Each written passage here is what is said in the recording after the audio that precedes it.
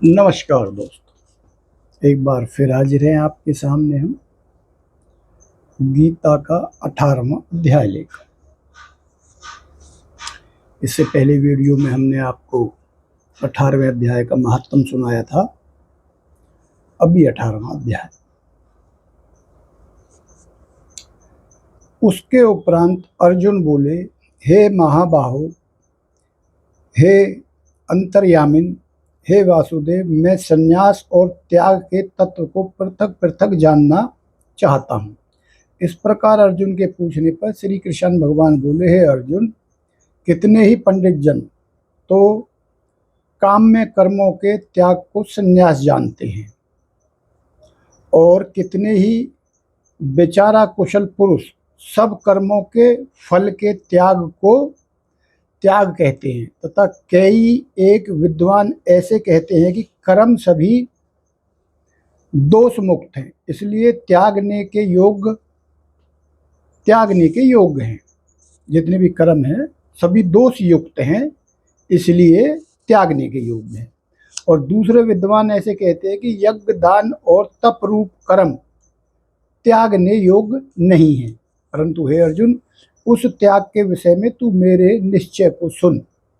हे पुरुष श्रेष्ठ, वह त्याग सात्विक, राजस और तामस ऐसे तीनों प्रकार का ही कहा गया है, तथा यज्ञ, दान और तप रूप कर्म त्यागने योग्य नहीं है, किंतु वह निसंदेह करना कर्तव्य है। क्या क्या? यज्ञ, दान और तप, ये कर्म त्यागने के योग्य नहीं है, किंतु वो निसंदेह करना कर्तव्य है। ये आपके कर्तव्य में शामिल हैं। आप जो भी काम करते हैं उसमें ये शामिल हैं।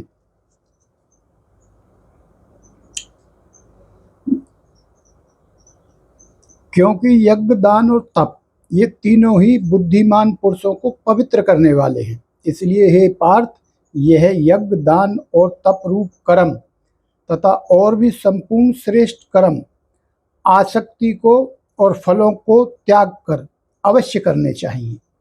ये जो आप कर्म कर रहे हो, दान, यज्ञ, तप या और भी जो कर्म कर रहे हो, वो आसक्ति और फलों को त्याग कर करने चाहिए। उनमें आपकी कोई आसक्ति, आपका कोई लोभ, लालच ये नहीं होना चाहिए। ऐसा मेरा निश्चय किया हुआ उत्तम मत है। हे अर्जुन, नियत कर्म का त्याग करना योग्य नहीं है।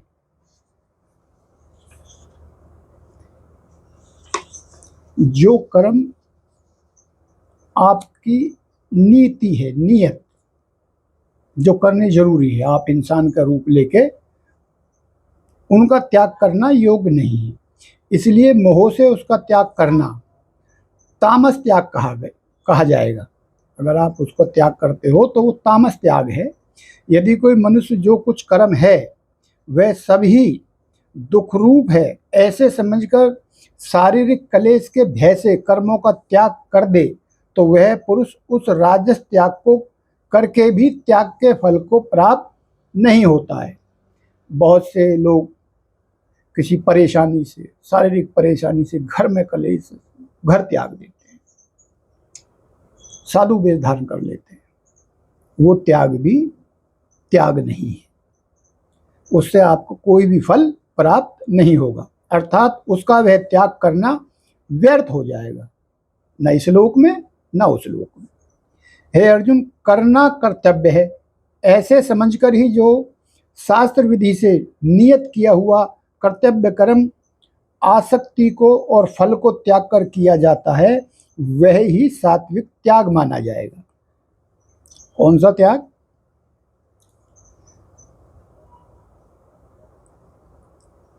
जो आपका कर्तव्य है ऐसे समझकर ही जो शास्त्र विधि से नियत किया हुआ कर्तव्य कर्म जो इंसान के लिए निर्धारित है कि इंसान की योनि में हो तो ये कर्म करने पड़ेंगे, आसक्ति को और फल को त्याग कर, उनसे आप कुछ पाने की इच्छा करके ना करें, वही आपका सात्विक त्याग माना गया है। अर्थात कर्तव्य कर्मों को स्वरूप से न त्याग कर उनमें जो आसक्ति और फल का त्याग न है वही सात्विक त्याग माना गया है। हे अर्जुन, जो पुरुष अकल्याणकारक कर्म से तो द्वेष नहीं करता है और कल्याणकारक कर्म में आसक्त नहीं होता है। भगवान कह रहे हैं अकल्याण कर्म, जिस कर्म करने से कोई कल्याण नहीं है, उससे तो द्वेष नहीं करता है, उससे यानी कि परहेज नहीं करता है। और जो कल्याणकारक कर्म है उनमें आसक्ति नहीं है, उनको वो करना नहीं चाहता है। वह शुद्ध सात्विक गुण से युक्त हुआ पुरुष संशय रहित, ज्ञानवान और त्यागी है। संशय रहित, ज्ञानवान और त्यागी है, क्योंकि देहधारी पुरुष के द्वारा संपूर्णता से सब कर्म त्यागे जाने को शक्य नहीं है। यानी कि जो देहधारी पुरुष है वो सब कर्म त्याग दे, ऐसा मुमकिन नहीं है। इससे जो पुरुष कर्मों के फल का त्यागी है वही त्यागी है। आप कर्म करते रहिए लेकिन फल की इच्छा मत कीजिए, तो ही त्याग माना जाएगा, ऐसा कहा जाता है।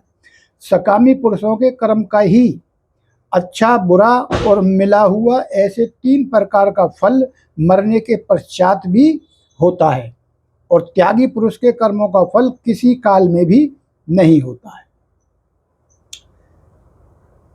जो बुरे कर्म करते हैं, बुरा मिला ऐसे 3 प्रकार का फल मरने के पश्चात भी होता है, वो आपको मरने के पश्चात भी भोगने पड़ेंगे। और जो त्यागी पुरुष है उनके कर्मों का फल किसी काल में भी नहीं होता, क्योंकि उनके द्वारा होने वाले कर्म वास्तव में कर्म नहीं है। देखिए, गहराई समझने की बात है कि आपने बिगर किसी फल की इच्छा के वो कर्म किया है, तो उसका कोई फल किसी काल में भी नहीं होता। हे महाभाव, संपूर्ण कर्मों की सिद्धि के लिए अर्थात संपूर्ण कर्मों के सिद्ध होने में यह 5 हेतु सांख्यासी सिद्धांत में कहे गए हैं, उनको तू मेरे से भली प्रकार जान। हे अर्जुन, इस विषय में आधार और कर्ता तथा न्यारे न्यारे करण और नाना प्रकार की न्यारी न्यारी चेष्टा, वैसे ही 5वां हेतु देव कहा गया है, क्योंकि मनुष्य मन, वाणी और शरीर से शास्त्र के अनुसार अथवा विपरीत भी जो कुछ कर्म आरंभ में करता है उसके यह 5 ही कारण हैं। आप जो कर्म करते हो उसके 5 कारण हैं। परंतु ऐसा होने पर भी जो पुरुष अशुद्ध बुद्धि होने के कारण उस विषय में केवल शुद्ध स्वरूप आत्मा को कर्ता देखता है, वह मलिन बुद्धि वाला अज्ञानी यथार्थ नहीं देखता। हे अर्जुन, जिस पुरुष के अंतकरण में मैं करता हूँ ऐसा भाव नहीं है तथा जिसकी बुद्धि सांसारिक पदार्थों में और संपूर्ण कर्मों में लिपायमान नहीं होती, वह पुरुष इन सब लोगों को मार कर भी वास्तव में न तो मरता है और न ही पाप से बंधता है। देखिए, वो अर्जुन को समझा रहे हैं, अभी आप कर्म करोगे, यानी कि महाभारत कुरुक्षेत्र का युद्ध, इन लोगों को मार के भी वास्तव में न तो मारता है और न ही पाप से बंधता है। ज्ञाता, ज्ञान और ज्ञेय, ये तीनों तो कर्म के प्रेरक हैं, अर्थात इन तीनों के संयोग से कर्म में प्रवृत्त होने की इच्छा उत्पन्न होती है। और कर्ता और कारण और क्रिया, ये तीनों कर्म के संग्रह हैं, अर्थात इन तीनों के संयोग से कर्म बनता है। उन सब से ज्ञान और कर्म तथा कर्ता भी गुणों के भेद से सांख्य शास्त्रों में 3 प्रकार से कहे गए हैं, उनको भी तू मेरे से भली प्रकार सुन।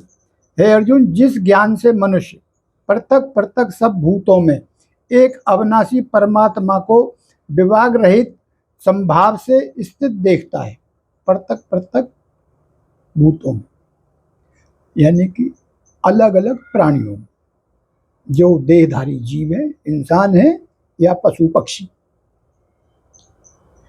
और जो ज्ञान अर्थात जिस ज्ञान के द्वारा मनुष्य संपूर्ण भूतों में भिन्न भिन्न प्रकार के अनेक भावों को न्यारा न्यारा करके जानता है, उस ज्ञान को तू राजस जान, वो राजस ज्ञान है।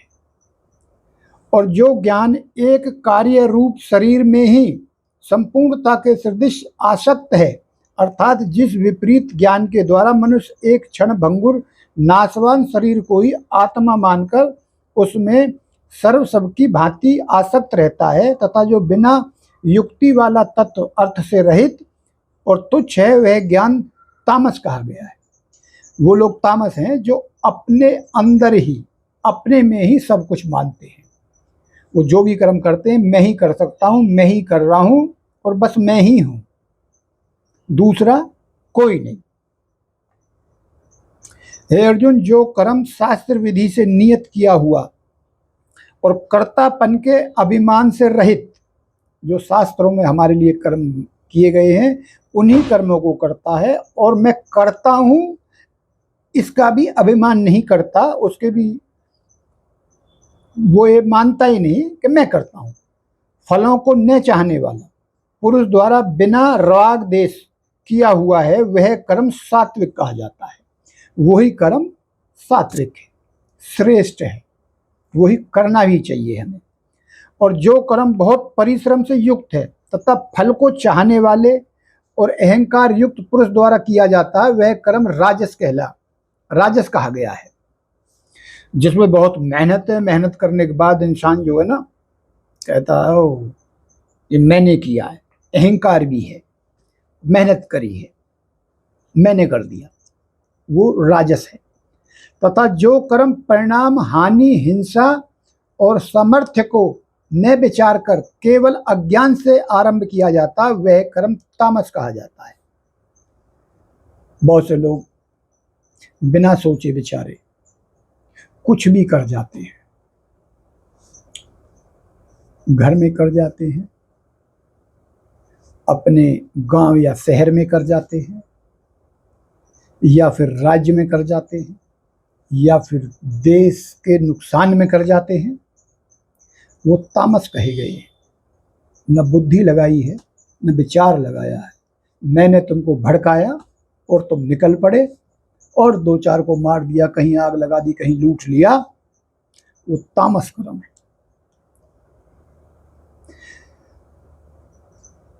जो कर्ता आसक्ति से रहित और अहंकार के वचन न बोलने वाला, धैर्य और उत्साह से युक्त, कार्य के सिद्ध होने और न होने में हर्ष शोक आदि विकारों से रहित है, वह कर्ता तो सात्विक कहा जाता है। जो आसक्ति से युक्त कर्मों के फलों को चाहने वाला है, लोभी है तथा दूसरों को कष्ट देने के स्वभाव वाला अशुद्धाचारी है, हर्ष शोक से लिपायमान है, वह कर्ता राजस कहा गया है। जो बिछोयुक्त चित्त वाला, शिक्षा से रहित, घमंडी, धूर्त और दूसरों की आजीविका का नाशक एवं शोक करने के स्वभाव वाला आलसी और दीर्घसूत्री है, वह कर्ता तामस कहा जाता है। हे अर्जुन, तू बुद्धि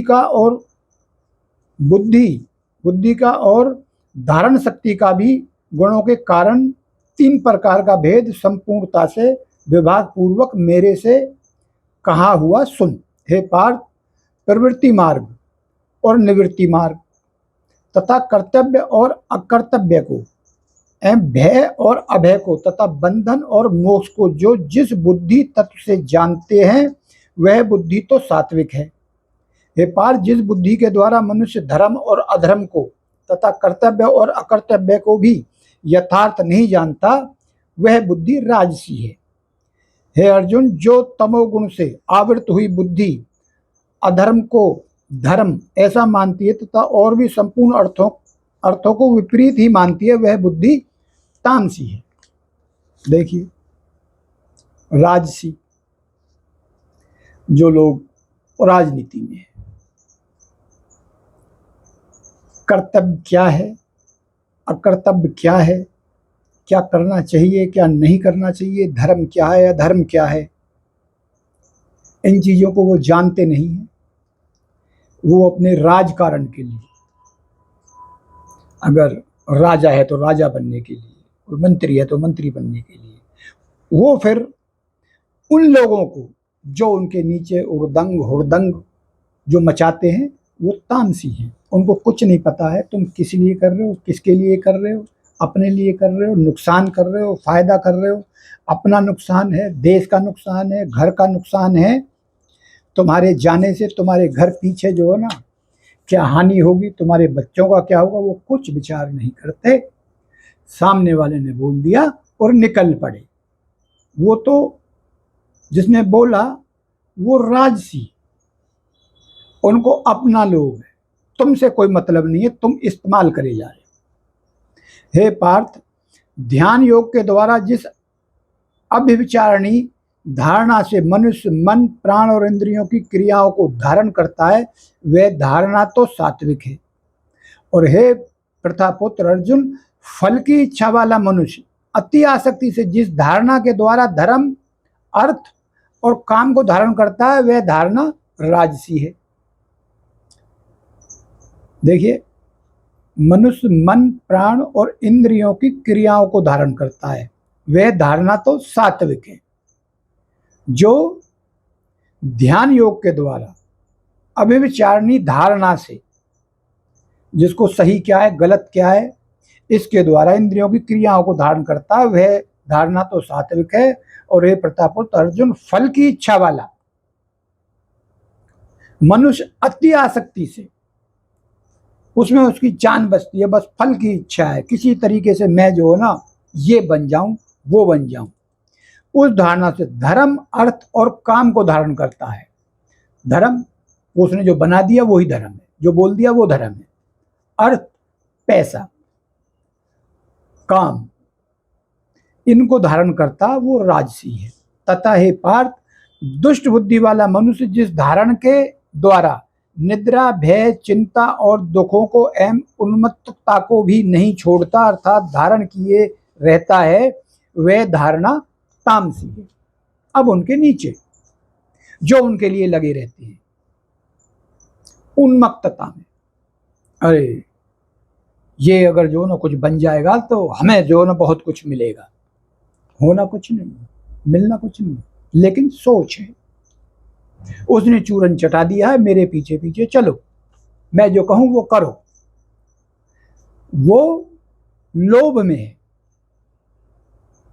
ये उन्मत्तता में है, ये खुद कुछ करेंगे नहीं, उनके होने से इनको कुछ उम्मीद हो जाएगी, ये सोच के ये काम करेंगे।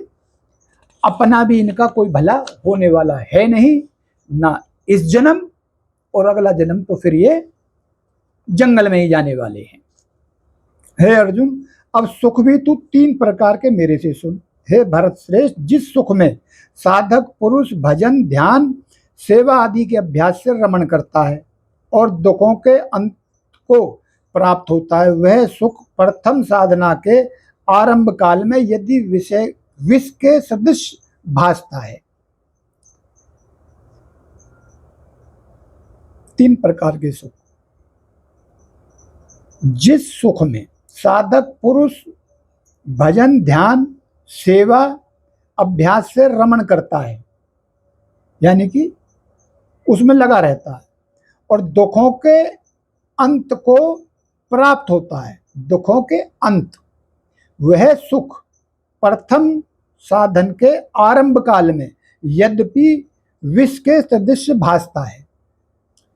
हम जब अच्छे काम में लगते हैं तो बहुत सी परेशानियां भी आती हैं, बहुत से लोग आपको टोका टोकी बोला बोली ये वो करते रहेंगे तो जहर के समान लगता है, अरे कितना सुनने को मिला, परंतु परिणाम में अमृत के तुल्य है, उसका परिणाम अमृत के समान है। इसलिए जो भगवत विषयक बुद्धि के प्रसाद से उत्पन्न हुआ सुख है वह सात्विक है, वो आपको सात्विक सुख है। और जो सुख विषय और इंद्रियों के संयोग से होता है वह यद्यपि भोग काल में अमृत के सदृश भासता है। जो सुख विषय और इंद्रियों के संयोग से होता है आपने उल्टे सीधे कर्म करके, झूठ तूफान बोल के, लोगों को बरला के बहका के जो धन कमाया, उससे जो सुख मिला वो तुरंत मिल गया, वो आपको बहुत बढ़िया लगता है, अमृत के समान लग रहा है, परंतु परिणाम में विष के समान है, लेकिन उसका परिणाम जहर के समान होगा। इसलिए वह सुख राजस कहा गया है, वो राजस सुख है।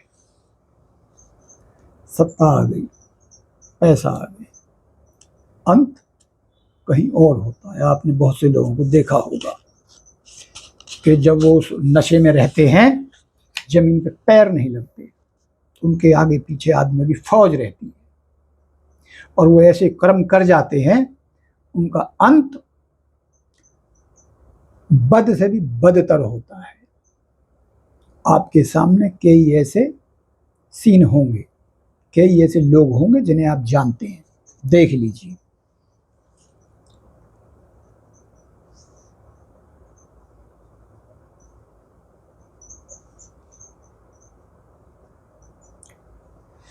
तथा जो सुख भोग काल में और परिणाम में भी आत्मा को मोहने वाला है, वह निद्रा, आलस्य, प्रमाद से उत्पन्न हुआ सुख तामस कहा गया है। जो सुख भोग काल में भी और परिणाम में भी आत्मा को मोहने वाला है, और वो आदमी गदगद है, लेटा हुआ है, आराम से सुख भोग रहा है, क्योंकि कोई दे रहा है और वो लेट के खा रहा है। जिसने उसका इस्तेमाल किया है, उसने उसको कुछ दिया है, उसकी आत्मा उसी में जो है ना मगन है, निद्रा में आ गया, आलस्य में आ गया। प्रमाद से उत्पन्न हुआ सुख तामस कहा गया है। और हे अर्जुन, पृथ्वी में या स्वर्ग में अथवा देवताओं में ऐसा वह कोई भी प्राणी नहीं है जो इन प्रकृति से उत्पन्न हुए तीनों गुणों से रहित हो। देखिए, ऐसा भी कोई प्राणी नहीं है कि जिसमें ये तीनों गुण ना हो, क्योंकि यावन मात्र सर्व जगत त्रिगुण में ही माया का ही विकार है। ये जो भगवान ने बनाई है त्रिगुणी माया, ये सब उसी के विकार हैं। इसलिए परंतप ब्राह्मण, क्षत्रिय, वैश्यों के तथा शूद्रों के भी कर्म स्वभाव से उत्पन्न हुए। ये जिस कुल में जन्म लेते हैं उसके स्वभाव से उनके कर्म हैं, अर्थात प्रकृति कर्मों के संस्कार रूप स्वभाव से उत्पन्न हुए गुणों के अनुसार विभक्त किए गए हैं। उनमें अंत कारण का निग्रह है, इंद्रियों का दमन, बाहर भीतर की शुद्धि, धर्म के लिए कष्ट सहन करना और क्षमा भाव एवं मन, इंद्रिय और शरीर की सरलता, आस्तिक बुद्धि, शास्त्र विषयक ज्ञान और परमात्मा तत्व का अनुभव भी, ये तो ब्राह्मण के स्वभाव कर्म है। ब्राह्मण यदि ये काम नहीं करता है तो वो भ्रष्ट है। सूरवीर, तेज, धैर्य, चतुरता, युद्ध में भी न भागने का स्वभाव एवं दान, स्वाभिमान अर्थात निस्वार्थ भाव से सबका हित सोचकर शास्त्राज्ञानुसार शासन द्वारा प्रेम के सहित पुत्र तुल्य प्रजा को पालन करने का भाव, ये सब क्षत्रियों के स्वभाव कर्म है। क्षत्रिय कुल में है तो ये कर्म।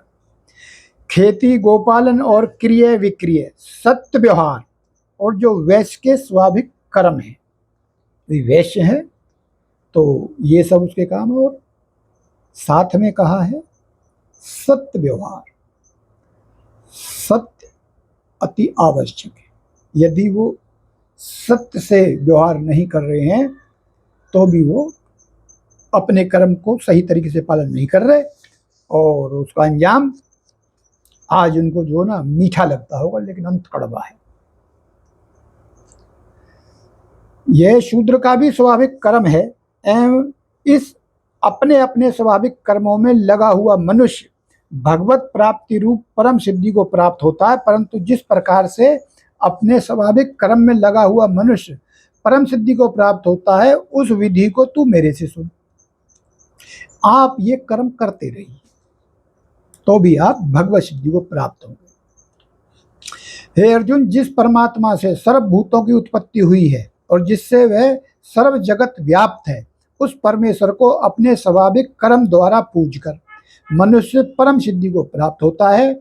इसलिए अच्छी प्रकार आचरण किए हुए दूसरे के धर्म से गुण रहित भी अपना धर्म श्रेष्ठ है, क्योंकि स्वभाव से नियत किए हुए स्वधर्म रूप कर्म को करता हुआ मनुष्य पाप को नहीं प्राप्त होता।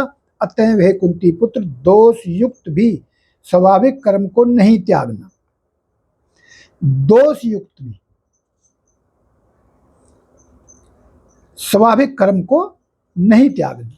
आपका जो कर्म है, यदि आप उस कर्म को ईमानदारी के साथ कर रहे हैं तो भी आप पूजा ही कर रहे हैं।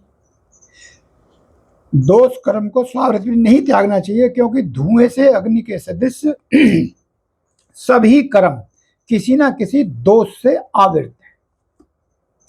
अब ये जो कर्म है, इन कर्म में सबके में कोई ना कोई दोष भी है, लेकिन वो दोष आपके सर लगता नहीं। हे अर्जुन, सर्वत्र आसक्ति रहित बुद्धि वाला, कृपा रहित और जीते हुए अंतकरण वाला पुरुष संख्या योग के द्वारा भी परम निष्क्रम सिद्धि को प्राप्त होता है, अर्थात क्रिया रहित शुद्ध सच्चिदानंद घन परमात्मा की प्राप्ति रूप परम सिद्धि को प्राप्त होता है। इसलिए हे कुंती पुत्र, अंतकरण की शुद्धि रूप सिद्धि को प्राप्त हुआ पुरुष जैसे संख्या योग के द्वारा सच्चिदानंद घन ब्रह्मा को प्राप्त होता है, तथा जो तत्व ज्ञानी की परानिष्ठा है उसको भी तू मेरे से संक्षेप में जान। हे अर्जुन, विशुद्ध बुद्धि से युक्त एकांत और शुद्ध देश का सेवन करने वाला तथा मिताहारी, जीते हुए मन वाणी शरीर वाला और दृढ़ वैराग्य को भली प्रकार प्राप्त हुआ पुरुष निरंतर ध्यान योग के परायण हुआ, सात्विक धारणा से अंतकरण को वश में करके तथा साप्ताहिक विषयों को त्याग कर और राग देश को नष्ट करके तथा अहंकार, बल, घमंड, काम, क्रोध और संग्रह को त्याग कर ममता रहित और शांत अंतकरण हुआ सच्चिदानंद घन ब्रह्मा में एक ही भाव होने के लिए योग्य होता है। फिर वह सच्चिदानंद घन ब्रह्मा में एक ही भाव स्थित हुआ प्रसन्न चित्त वाला पुरुष न तो किसी वस्तु के लिए शोक करता है, न किसी की आकांक्षा करता है, एवं सब भूतों में संभाव हुआ मेरी परम भक्ति को प्राप्त होता है। उस परम भक्ति के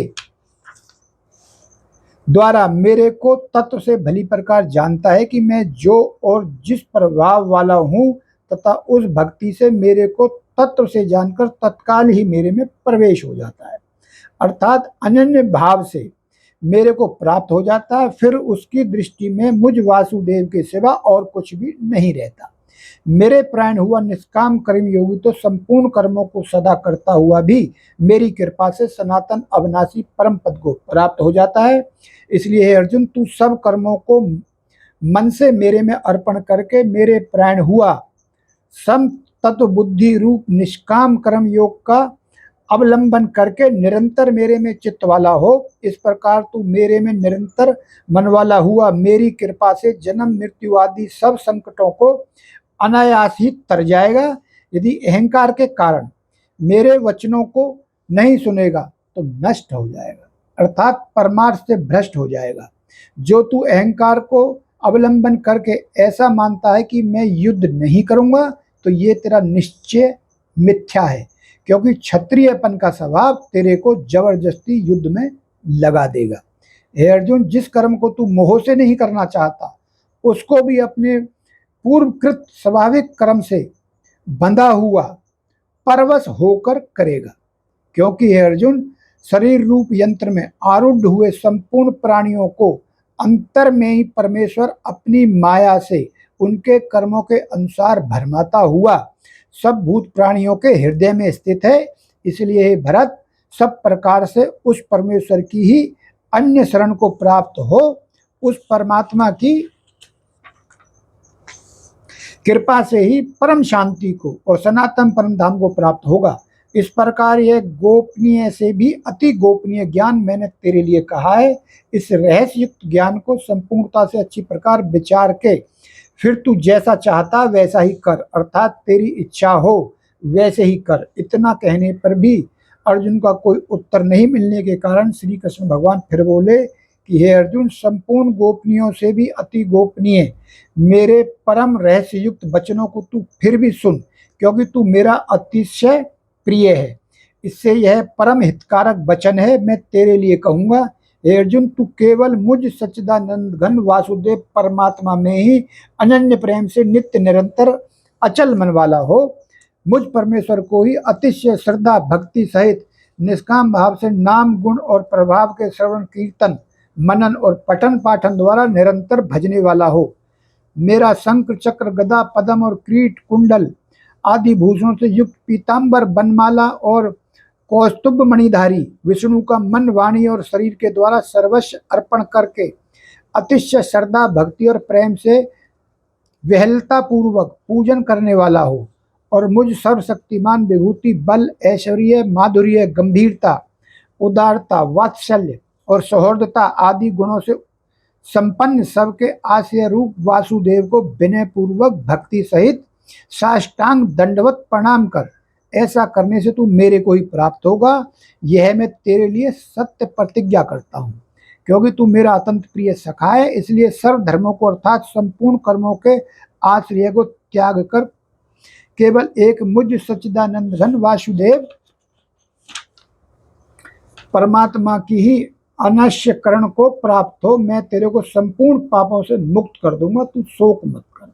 हे अर्जुन, इस प्रकार तेरे हित के लिए कहे हुए इस गीता रूप परम रहस्य को किसी काल में भी न तो तप रहित मनुष्य के प्रति कहना चाहिए और न भक्ति रहित के प्रति तथा न बिना सुनने की इच्छा वाले के ही प्रति कहना चाहिए। जो मेरी निंदा करता है उसके प्रति भी नहीं कहना चाहिए, परंतु जिनमें यह सब दोष नहीं हो ऐसे भक्तों के प्रति प्रेम पूर्वक उत्साह के सहित कहना चाहिए। क्योंकि जो पुरुष मेरे में परम प्रेम करके इस परम रहस्य युक्त गीता शास्त्र को मेरे भक्तों में कहेगा, अर्थात निष्काम भाव से प्रेम पूर्वक मेरे भक्तों को पढ़ावेगा या अर्थ की व्याख्या द्वारा इसका प्रचार करेगा, वह निसंदेह मेरे को ही प्राप्त होगा। और न तो उससे बढ़कर मेरा अतिशय प्रिय कार्य करने वाला मनुष्यों में कोई और है, और न उससे बढ़कर मेरा अत्यंत प्यारा पृथ्वी में दूसरा कोई और होवेगा। तथा अर्जुन, जो पुरुष इस धर्म में हम दोनों के संवाद रूप गीता शास्त्र को पढ़ेगा अर्थात नित्य पाठ करेगा, उसके द्वारा मैं ज्ञान यज्ञ से पूजित होऊंगा, ऐसा मेरा मत है।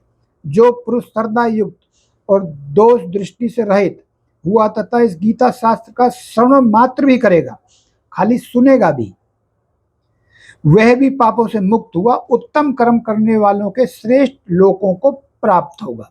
इस प्रकार गीता का महात्म कहकर भगवान श्री कृष्ण आनंद कंद ने अर्जुन से पूछा, हे पार्थ, क्या यह मेरा वचन तूने एकाग्र चित्त से श्रवण किया है? और हे धनंजय, क्या तेरा ज्ञान से उत्पन्न हुआ मोह नष्ट हुआ? इस प्रकार भगवान के पूछने पर अर्जुन बोले, हे अच्युत, आपकी कृपा से मेरा मोह नष्ट हो गया है और मुझे स्मृति प्राप्त हुई है, इसलिए मैं संशय रहित हुआ स्थित हूँ और आपकी आज्ञा पालन करूंगा। इसके उपरांत संजय बोले, हे राजन, इस प्रकार मैंने श्री वासुदेव के और महात्मा अर्जुन के इस अद्भुत रहस्य युक्त और रोमांचकारक संवाद को सुना, कैसे कि श्री व्यास जी की कृपा से दिव्य दृष्टि द्वारा मैंने इस परम रहस्य युक्त गोपनीय योग को साक्षात कहते हुए स्वयं योगेश्वर श्री कृष्ण भगवान से सुना है।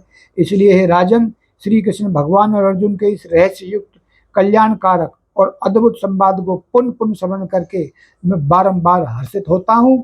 तथा हे राजन, श्री हरि के उस अति अद्भुत रूप को भी पुनः पुनः श्रवण करके मेरे चित्त में महान आश्चर्य होता है और मैं बारंबार हर्षित होता हूँ।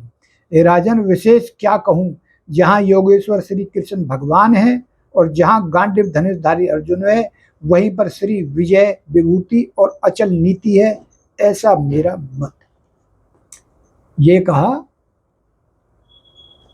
धृतराष्ट्र से संजय, क्योंकि दिव्य दृष्टि प्राप्त थे, उन्होंने वो रूप भी देखा और सब कुछ सुना, समझ में आ गया। बोल दिया धृतराष्ट्र, जीत तो वही है जहाँ सत्य है। इति श्री भागवत गीता रूपी उपनिषद एवं ब्रह्म विद्या तथा योग शास्त्र विषयक श्री कृष्ण और अर्जुन के संवाद में मोक्ष संन्यास योग नामक 18वां अध्याय संपूर्ण। जिसका श्रवण करने से पापों का नाश होता है उसका नाम है हरि। ओम तत्सत। हरे राम राम राम हरे हरे, हरे कृष्णा कृष्ण कृष्ण हरे हरे। तो दोस्तों, ये 18वां अध्याय हमने समाप्त कर दिया है, लेकिन पढ़ना समाप्त नहीं किया है। अभी हमने इसको धारा पर्वा पढ़ा, अब हम कल से इसका एक एक श्लोक, एक या दो श्लोक का ही मतलब क्या कहा गया, क्या कैसे है, संपूर्ण उसका विश्लेषण आपके लिए करेंगे। तो देखिए, भगवान ने कहा है